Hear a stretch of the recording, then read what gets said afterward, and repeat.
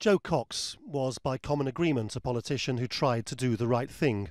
For her, that meant standing up for the rights of the voiceless, in particular refugees. She was a tireless campaigner on behalf of the thousands of people forced to flee Syria and elsewhere, and for those refugees in Calais trying to get to the UK.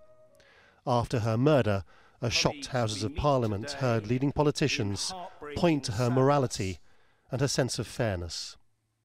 Jo Cox didn't just believe in loving her neighbour.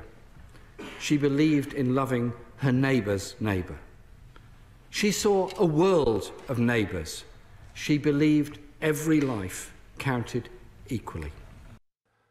But her campaigning around the refugee crisis coincided with the British vote to leave the European Union, which was full of anti-immigration rhetoric in the media about Britain being swamped by foreigners. In the days immediately before the vote, she was attacked in the street in her constituency, stabbed and shot repeatedly. And this was the man who, a court has determined, was the murderer, Thomas Mair, apparently a lonely man, one of Mrs. Cox's constituents. His house was raided by the police, where it was discovered he had a bookshelf full of Nazi publications and a golden eagle of the sort kept by the Third Reich. The police found the weapons. He'd done an internet search on whether you could kill someone with a .22 bullet. And there were press cuttings of the mass murderer Anders Breivik, information about Mair's MP, Jo Cox. In court, Mair refused to give evidence on his own behalf.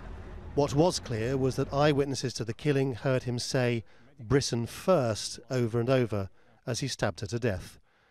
Mair will, under the terms of UK law, receive a mandatory life sentence for murder. Jo Cox, who had spent her political life campaigning for the poor and the helpless, got killed for it. Lawrence Lee, Al Jazeera.